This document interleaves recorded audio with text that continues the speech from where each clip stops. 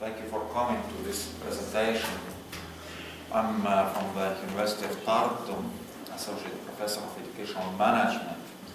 But before that, there's a quite long story about how I became teacher educator and person in educational policy in Estonia as well.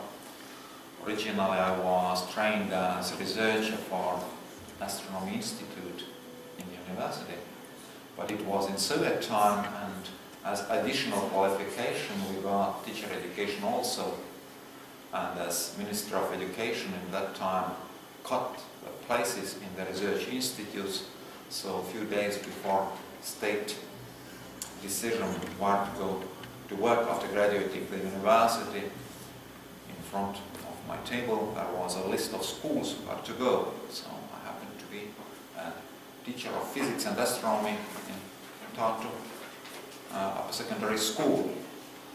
At the beginning, decision was to keep it 3 years and then to go further on to the research field. But 2 years after starting, I was already vice principal of that school, and I decided to do work as good as I'm able to do. And I kept that school till 89, it was 8 years. After that, came to the university, and from that time I'm educating teachers, working with teacher education, school leadership.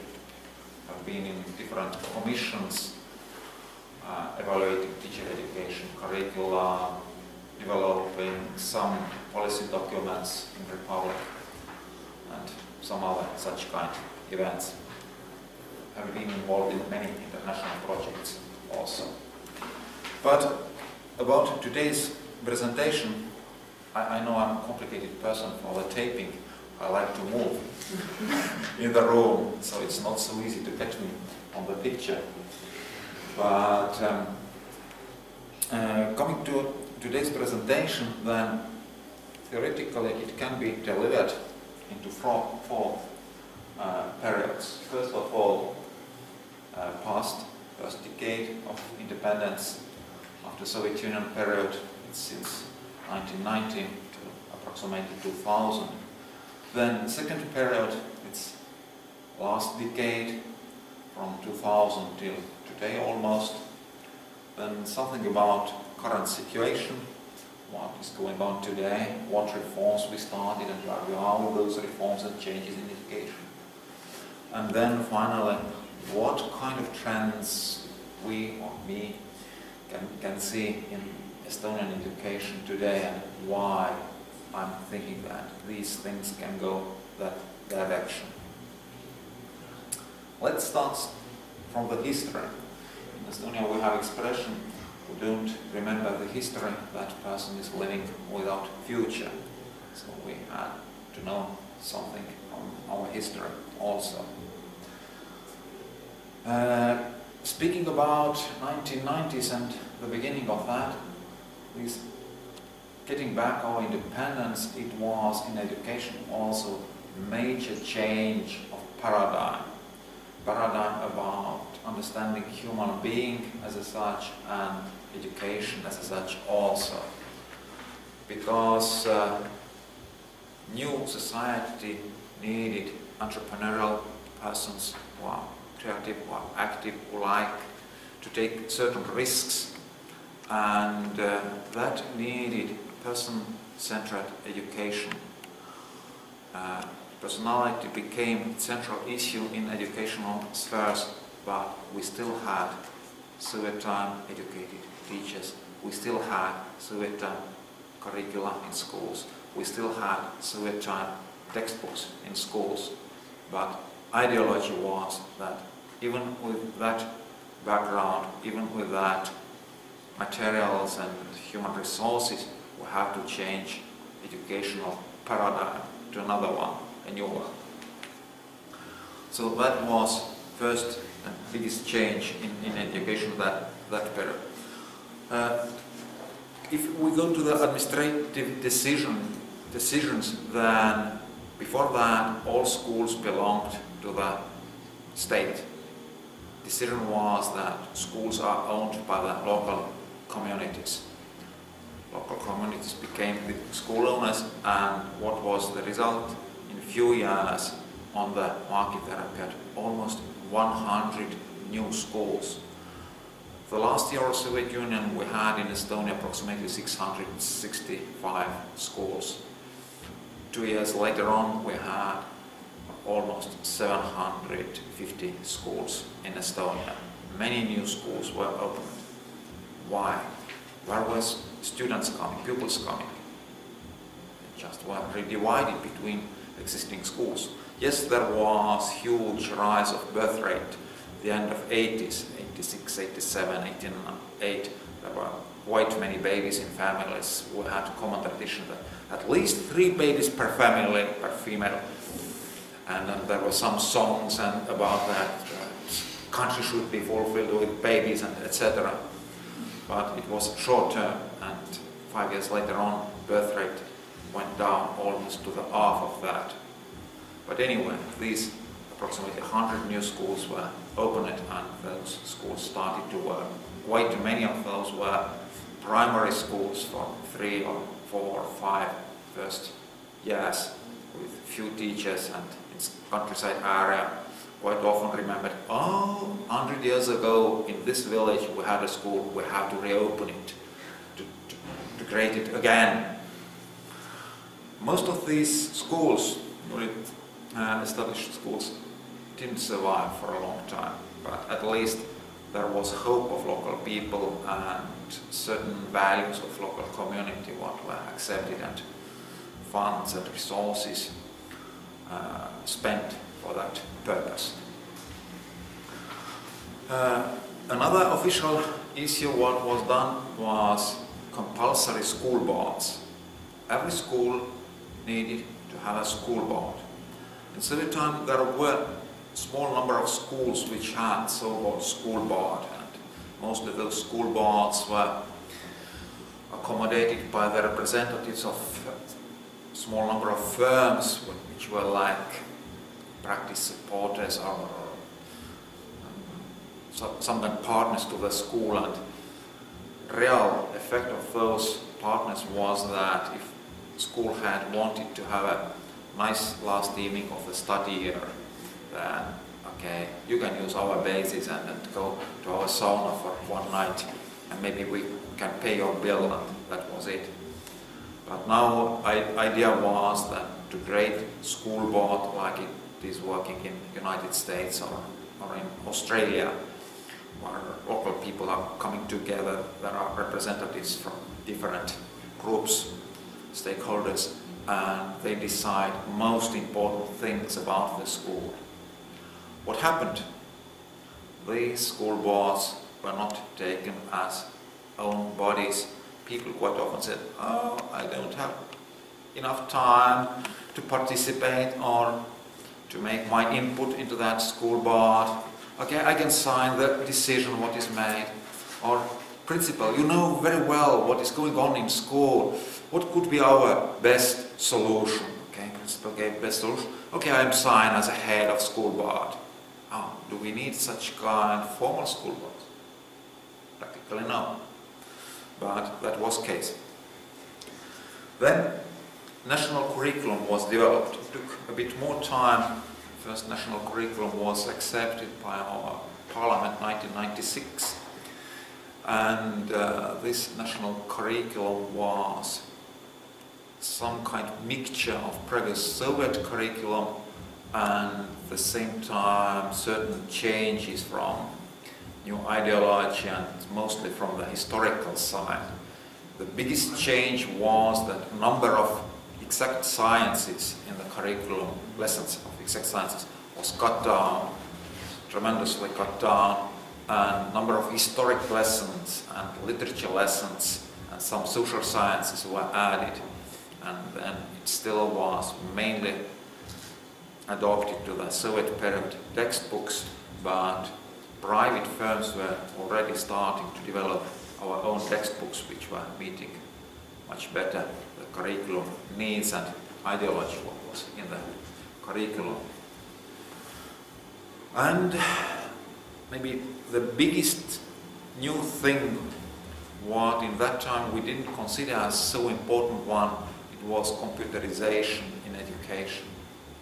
I remember as vice principal of a school, the real beginning of computerization in our school, that we got a decision made by the Minister of Education of Estonian Soviet Republic that in every school there should be taught some classes in computer sciences, and that some programming should be done by children, and something very basic skills should be developed. But what was the problem? Not a single computer in the school.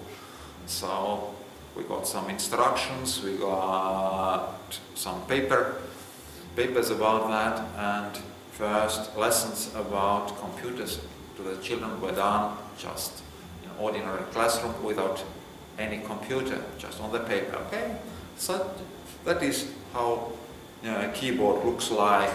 Here you theoretically can press on the keys and then computer will react to this sufficient way. That was starting point. Now, I remember when I was young person in the university, 1991, I guess, then 402 was very modern computer that time. And then according to the special schedule, I was able to use computer 2 hours, was it Tuesday, and maybe another 2 hours on Thursday night. And it was in university library. It was locked and very secure place. So to get to the computer, first of all, I went to the administrator, signed in. So there was a special password. Then they took off electronic security system. I was able to get in, and I was warned 5 minutes before your time is over, lock the door, come back to the administrator, and then put it under signalization again. That was real start and real first meetings with computer for me. Similar beginning was in ordinary schools. At the beginning of 90s, I guess it was quite similar here in Lithuania. Quite many old-fashioned computers as human support, human help came to the schools. And visiting schools, sometimes we saw, oh, it's principal's office. What are boxes here? Oh, these are computers. What computers? I don't know. It was sent to us, and we were very happy with that. What you are going to do with those? We have to decide how long do you have those boxes here. Oh, they came quite recently, only 2 years. Okay, 2 years in the boxes, not in use computers. Yeah, really good human help, human support. But quite soon it was discovered that such kind of computerization and learning of computers, how to use and how to go into ICT is not working, and Tiger Lip Foundation was established the second half of 90s. And Tiger Lip Foundation, there were some so-called crazy persons who were real fans of computerization, and somehow they got influenced the Minister of Education also, so they were financed, and their patron was President of the Republic, Lennart Meri, very much supported that foundation, formally by fundings and mentally supporting and providing them always like a good example to follow. So Tiger Lip Foundation got its own influence in the society. Through that foundation, quite many brand new computers reached to the schools. Different trainings were developed, and really in schools appeared computer classes, appeared teachers who were able to manage with those computers, who were able to teach children those computers, and even first computer textbooks, how to run computers, what to do with those, and it's about software in computers, appeared in the market. So things went on, but it was still a little bit chaotic, and it was very much influenced personalities. If I'm a strong person, I'm very much interested to run that direction, then okay, let's go after him and to that direction. Not general understandings or values what to follow. Teachers in service training system itself was developed from Soviet time system to another time. We still kept in legislative acts rule that during 5 years, for 4 weeks, you should be in service training courses as a teacher. In Soviet time it meant that after every 5 years you had 4 weeks long service training course somewhere. It was changed that now that during 5 years you should pass in service training courses for 160 hours. 1 week is 40 hours, 160 to divide to 4, it means 4 weeks. But just accounting system was a little bit different. And another thing what was done, that in service trainings became to be on free market. Everybody were able to offer in service training courses. Not only universities, not only official state-owned institutions, but everybody who qualified. And for qualification requirement was that you have a schooling license, or as a private person you have higher education. So, as a higher education person with higher education, I can register somewhere in database that I am like physical person, having single person firm, and then I can offer courses. It meant that in few years there appeared almost 100 trainers to teacher in service training market. Huge competition, and universities were not at all successful on that market. First conclusions were done at the beginning of 2000, 2001, 2002, and then there were discovered that almost 5 to 7% was covered by our university, and another almost 5–7% was covered by Tallinn Pedagogical University, now Tallinn University, and all the other in service training courses were covered by private firms or private persons running their own single-person firms. Financing of these in service training courses was covered by the state, and it was 3% of teachers' salary budget for in service training courses, and schools were allowed to use it only for in service training courses, not for any other purpose. So it was quite strict rule. Then, at the same time, in society, private firms developed very fast, and to get better human resources, we spoke in previous discussions also, the salaries went up and up and up and up. Public sector paying salaries in schools, they were not able to rise so fast, teachers' salaries. So gap between teachers' salaries and salaries in private sector, it went bigger and bigger and bigger. What else? Some foreign firms discovered that young teachers surviving for a few years in schools, 2, 3, 4 years, being quite successful, they are really good initiators to develop local filial of big international firm. So best persons in schools were attracted. Oh, come into our firm.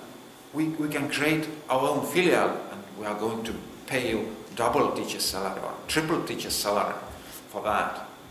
So quite several good teachers were attracted into private firms to run those filials and find staff run other things going on in private business.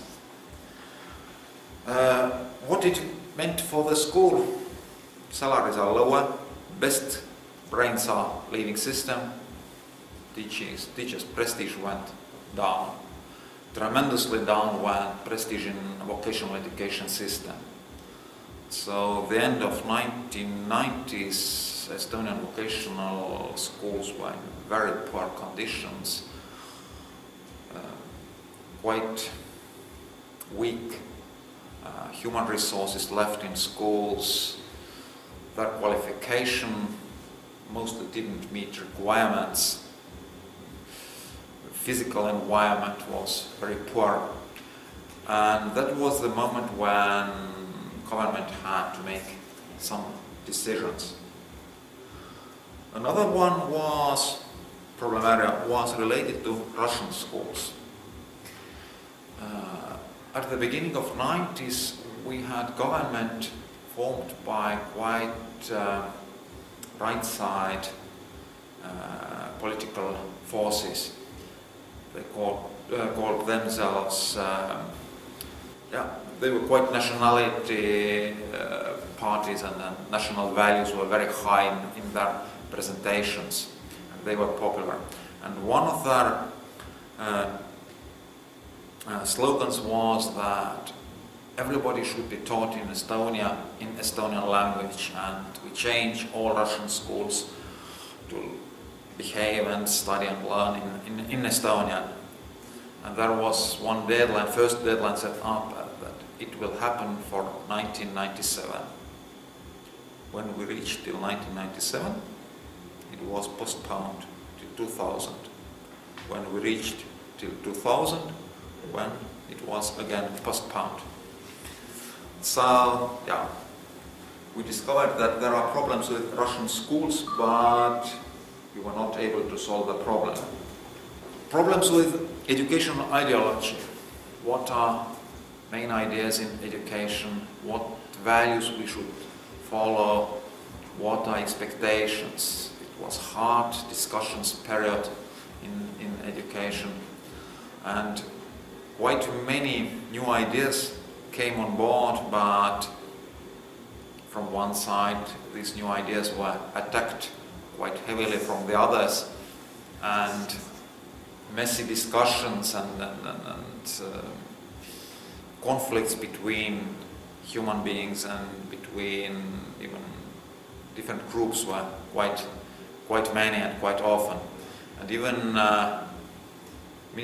Ministry of Education wasn't able to provide any formal solution how to get over that and how to go further on. So sometimes ideological side in education went to the private institution. Jan Tõnisson Institute, for example, in Tallinn, was one of the key players in 1990s in that sense. For today it has lost now that influence, but about 10 years ago it was still quite powerful in the field. What happened a few years later on? I would title it as a period of systematic approach in improving our education. The end of 90s it was decided that we need good example to follow. There were several discussions about that, there were several decisions made and remade, and finally we decided that Finland will be a good case for us. Strange understanding was that one quite important, guided by one very important person, that maybe we even don't have to develop our own educational system, but we just take over Finnish system, we translate Finnish study materials, Finnish textbooks, workbooks, close down Estonian teacher education and send Estonian teachers to study in Finnish universities. So everything Finnish and just import into Estonia. But finally it was understood that is not going to work, because our educational background was different, our economical background was different, and we were not able to survive just running Finnish system in Estonia. That wasn't working at all. So Finnish system was considered as an example to follow, but to adapt to Estonian conditions. Then, the end of 1999-2000, teacher education was listed as priority, national priority, and it's still on the list. Now, it means already for 12 years. Formally, yeah, it is almost nothing formally, but additionally to this formal decision, there were additional funds to teacher education. Financing of teacher education was raised by 50%.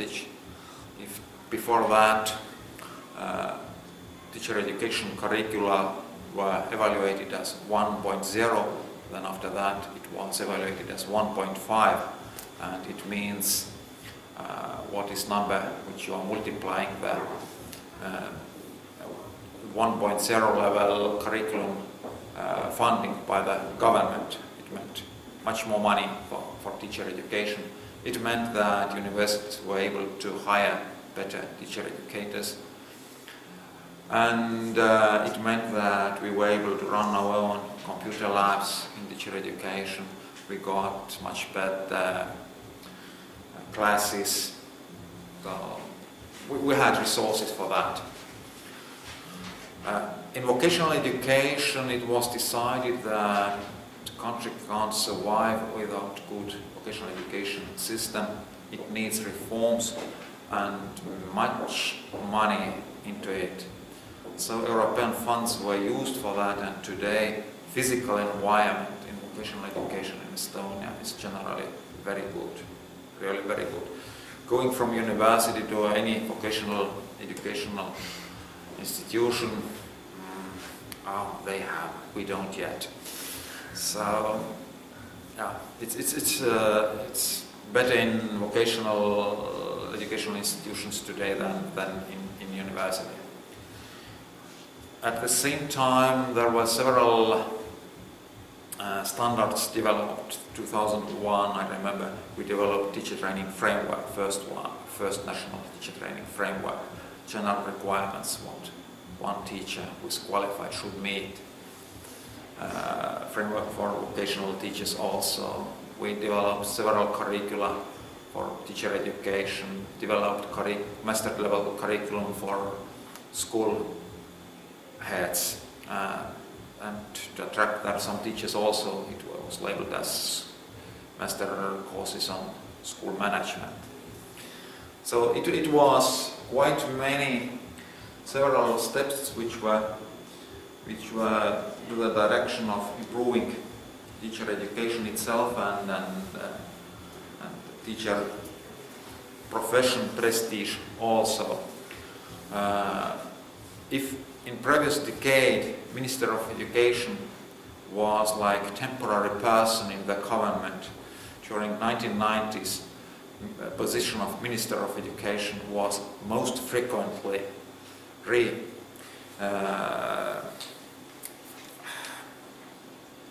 most frequently changed position. Another person and another person and another person. Almost nobody was able to survive for 12 months. So the shortest period was 5 or 6 months for the minister to keep the portfolio. Then next decade it became completely different, and position of Minister of Education became quite desirable position, and now ministers on that position usually keep whole period. Even some other ministers have to change, but Minister of Education, yes, he's still the same. He keeps his chair and power in the system. Then in teacher education, induction year was started in 2004. It meant that if young teacher graduates the university, has qualified teacher, then during the first year she has option to come back to the university to have short sessions of seminars and lectures to discuss about the problems going on. Induction year meant also that in the school there is a mentor who is supporting him or her, with whom you can discuss your problems and ask advice. So that system was launched and it was financed by the Ministry of Education also. So it wasn't just system, but it was system and resources to run the system. And it's still alive in the country. Then, in the middle of 2000s, there were different support systems created by the Ministry of Education to keep teachers in the profession. First of all, were created stipends, special stipends for students going into teacher education. Those stipends were higher than stipends for ordinary students in any other area, and the number of stipends was quite big. So almost every third teacher education student was able to apply for that stipend. Another thing was that there were started so-called stipend to go for a work as a young teacher, young qualified teacher in countryside region. In Estonia it was considered that Tallinn is not countryside and Tartu is not countryside. All other places were considered as countryside places. And if you went there as teacher, young teacher, just graduated the university, then during 3 years in euros it was 12,800 euros. And if you kept your position there for 5 years, then you didn't have to pay it back. So it was quite good reason for young persons to go as teacher to countryside schools or even into smaller places, to schools, to work as teachers. Well, several standards were developed. Teacher standard 2005, vocational teacher standard 2006, to describe what are requirements for the teachers, what are understandings, what kind of competencies teachers have, what to follow, where we need some kind of service trainings during the career to get better. So those things were already also developed. Into schools we introduced inclusive approach. If in Soviet time there were quite a lot of special schools in the country, physical problems, mental problems, behavioral problems, many special schools. Then last decade it was decided that to include those persons into society, decision making and everyday life, we have to take those children into ordinary schools.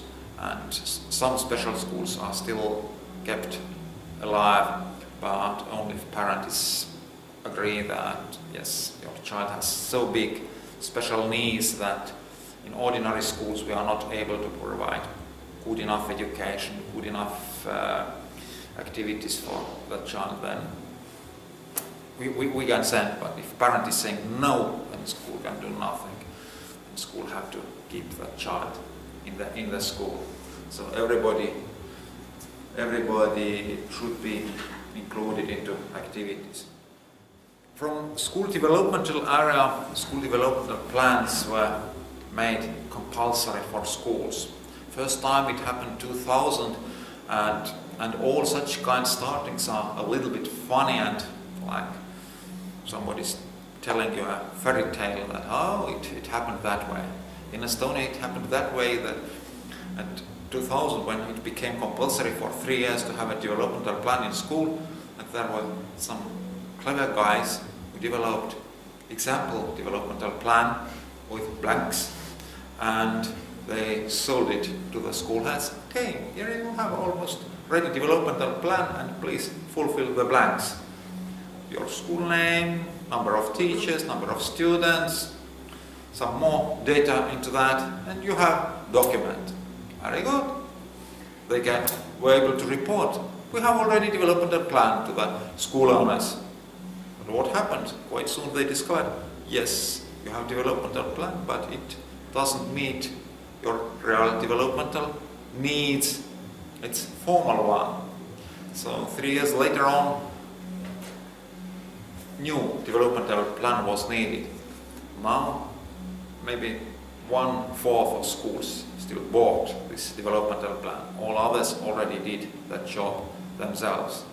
And now 2006, 2009, quite small number of schools still buy that, but most of them develop their own developmental plans today. I guess that the same is going to be with school self-evaluations. 2006 it was made compulsory for every kindergarten, comprehensive school, vocational school to run self-evaluation activities and write self-evaluation report. And at the beginning it was quite formal activity, quite often done by the principal or vice principal somewhere in the office, and that's it. And school does, oh, do we really have such kind of thing? Never seen it before. But I guess a few more times and then it's becoming a real thing and really discussed by the teachers and by the other stakeholders in the school. What was decided that school is professional body in the society. Teachers are high-level, top-level professional specialists in education, and school and teachers should be trusted. That meant that quite much of decision-making power and responsibility was taken from upper levels to school level. Today, Estonian school principal is able to hire teachers, to fire teachers, to sign contract about the salary, and if she is not going over the budget limits, then nobody is arguing about the salary. We have minimum salaries, but we don't have upper limit of the salary. So theoretically, if school has budget enough, you can pay to the really very good teacher even €1,000,000 per month, theoretically. Usually not a single school has so much money in the budget. What has happened that teachers, qualified teachers in the field of math, physics, boys handicraft, metalwork, woodwork, English language teachers, we have shortage of those subject teachers. Those can argue with principals about the salary and discuss, have negotiations, how much are you going to pay, what are additional favors for me to come to your schools. So sometimes even 1,000 and 300-400 euros per month is not enough for those teachers. There are some regions, mostly Russian language speaking regions, where Estonian teachers don't like to go to have a job there, but legislative acts require that certain subjects should be taught in Estonia. So I know that, for example, in Narva, we have there 95% of population Russian language speaking. City government was looking for the metal and woodwork teacher, and first offer was 1,300 euros per month. And the guy who got that offer said, no, thank you very much, but I'm not coming for that. But generally, teacher salaries are about half of that. It was double salary almost for the beginning, starting teacher. Estonian education today. We just 2 years ago accepted in our parliament new national curriculum. It went quite smoothly through the parliament, and we had huge discussion about new act of education, but new school act. But really, with those new curricula, we, like tiny way, decided splitting our lower and upper secondary schools. and school principals later on discovered, oh, accepting in the parliament those curricula, we already accepted division of those school levels into two different institutions. Why it was good and what were arguments about that? If we were studying results of state exams in Estonia, every graduates have to take some state exams at the end of grade 12, then in city schools graduates get usually 7-8 points higher results than from countryside schools. If we analyze elective courses, optional courses, what upper secondary school students were able to take, then in small countryside schools there were one option for the whole group, and it was like compulsory option because no other options. In big city schools there were maybe 5 or 6 or 7 options, and you had to choose only 1 or 2 of those. So there was real possibility to choose and what I want to get and what I don't want to get. And that was probably one of the main reasons why it was decided that upper secondary schools should be separated institutions, many students in one schools and mostly in towns and cities, not in small rural areas. There are some exceptions, but most are not in rural areas. Because of the quality of education.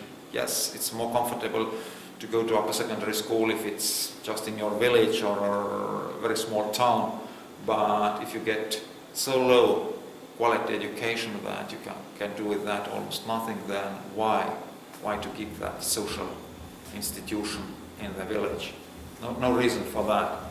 And at the same time, quite often principals used the funds what were meant for lower secondary and primary school to keep up upper secondary classes, because in countryside quite often in the classes there were 7, 8, 9 students, but as money came according to the number of students, funds were not enough and you had to support somewhere, to take money away from other levels. So it has been decided to split, and this split should happen from 1st of September, latest next year. We started to create today already state gymnasiums in country, but it's up to the local community to decide to follow these state gymnasiums activities or not. New School Act says that all new schools which will be created should be splitted. Are they lower secondary schools or upper secondary schools? Never two together. But if you still have such school, you can keep it.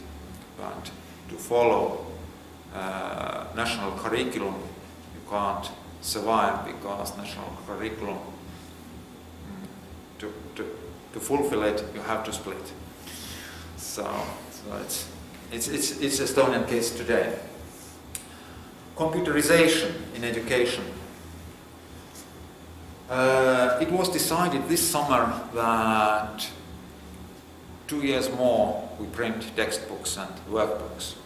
But since 2015, all textbooks, all study materials for comprehensive schools should be in digital form also. And if schools like to have digital textbooks, digital workbooks, then they just can download and use those textbooks, not printing duties anymore for firms running these printing houses.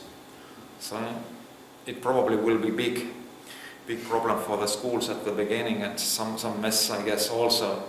But that decision was this summer made. It means definitely new challenges for the schools in ICT field. How to run it, how to save the children's eyes, because sitting hours and hours just behind the computer, it's damaging eyes quite badly. It depends, because if you read the book, it's also high tension. Yeah, but somehow if you have good enough lightning conditions, then at least medical doctors say that it's okay. New computers have quite good screens, and this damage is not anymore so bad and so strong as it was maybe 5 or 10 years ago. So it can help definitely. Excuse me, do they consider having in-house printing facilities for some pieces of material to be printed? Yeah, such cases analyzed. Every school almost has this copying machine and printers at the computer. So my guess is that if you like, you just can print out if you want. But I know that at least in copying, schools mostly have limitations because of economic conditions. That you have maybe 1,000 copies per 2 months, for example, per teacher, not more. So you have to think how much copies and what you are going to copy and to deliver to students in the classroom. So it's going to be digital textbooks alone without printing? Not very sure yet, because it was officially made decision by the Minister of Education, but so what applying supporting documents we haven't seen yet. So these are coming. They said that we are designing those and trying quite good way explain the ideology of those textbooks. About trust I already said you. Future. We started already educate 2 types of teachers. For lower secondary schools, so-called multiple subject teachers, till grade 9. And generally they are teaching 3 or even 4 subjects till grade 9. If you are going into small countryside school, yeah, you have maybe 4 lessons of physics, 3-4 lessons of chemistry, then something else, and you get almost full load of subjects to teach. That was the idea. Another one is subject teachers for upper secondary school. In my understandings, it means that those teachers should be very well prepared in subject area, plus educational competencies to teach. Less about values and maybe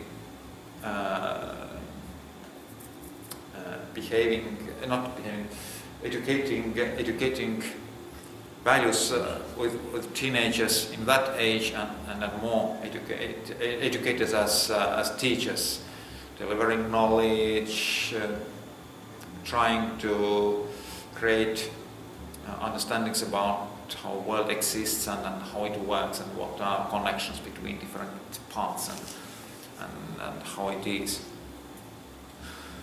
Computers. They came already almost 20 years ago, and they are coming and coming more. And not coming only into schools, but coming also into our homes, into our bedrooms, into our toilets and everywhere. And I guess that quite soon computers are telling us, oh, it's time for the lunch, it's time for the breakfast. Oh, did you remember that you were last time in the toilet 3 hours ago? So computers are going to tell us quite many things. And it means that through computers we already today get very many different type of information. In previous discussions we quite lightly touched that theme also, but the amount of that information is rising and rising and rising and rising. In my mind it means that teachers are not anymore main sources of information as they used to be for centuries. Teachers' role is today changing in school, and exactly today, not in 5 years, not in 10 years, but today it's changing. And one reason why parents and children are not happy with education in the schools is that teachers still want to be main sources of information, main sources of knowledge. But information is coming through computers, through internet, through different types of media. and much more information than through teachers. And teachers can't control that information, what is reaching to students. It means that future teachers should be able to analyze and to teach students how to systematize that information, what is coming in through different media channels, how to decide how good is this source of information, what is truth, what is not truth, what is maybe halfly truth only. So it's completely different role of teacher. And from psychology studies we know that if we leave human being alone somewhere, studies have been about great accidents, somebody survives and this lonely person like Robinson on the island. And psychologists tell that 3 months alone and your mind is changed. You are not anymore previous person and it can't be turned back. If we lose children into computers, yes, there is some kind of communication. There are still somewhere some other people, but where is this border where something is changed and without turning it back? What is these social influences, what future teachers should create? Teamwork, sport games, etc. I can see that there is a huge challenge for future teachers in this social competencies area. How to develop those, what to do, what is important and what is not maybe so important. So that is the reason why computers, these are coming and quite in a serious way changing our everyday life and also school as institution for what it is and for what it is, and teaches into that society. As I said, evolution in education has started already. It requires changes in teachers in service training courses also. We have to train teachers for such kind of society, for such kind of conditions. A few years ago, there was one very happy English teacher who said that, "Oh, this year my class is excellent one. Never they did so good home test like this year." And I knew one student from that class and asked, "Oh, you are very great." Teacher was very happy with the results.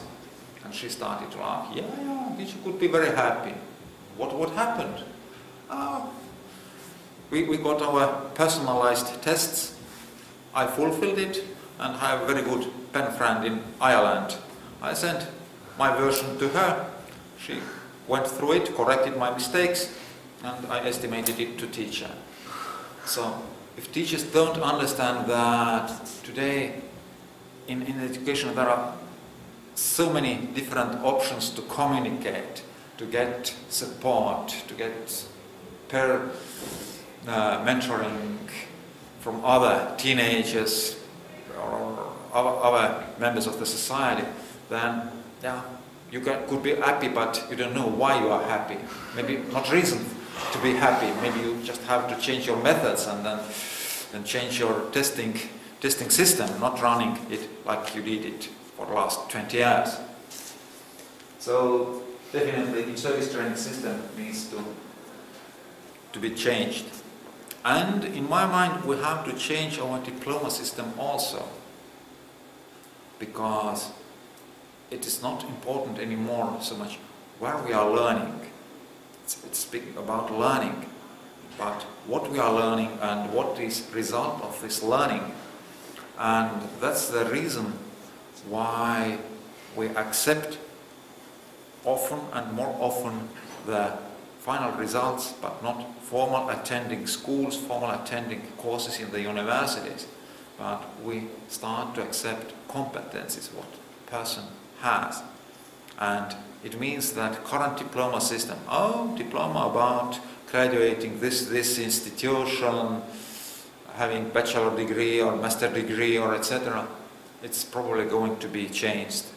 In private firms quite often today anymore, they are not looking for your diplomas. They have some kind of discussions with you, what are your competencies, what you are able to do. Diploma, it doesn't mean for me, it's not important.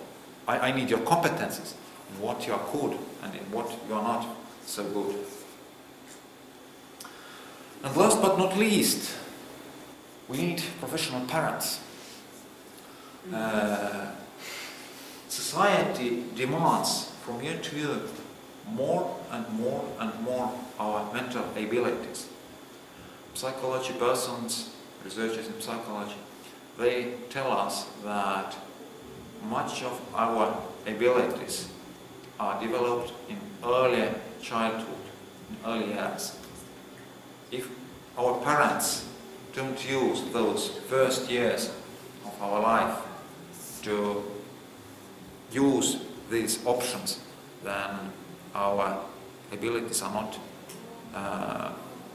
developed far enough, and we don't use our potentials which were born moment inside us. So we need educated and qualified parents. It means, like a slogan, that education courses for everybody, for every adult, or in lower secondary or upper secondary school, to know how to be a good parent and to what things to pay attention and maybe to what not to pay so much attention. Thank you very much.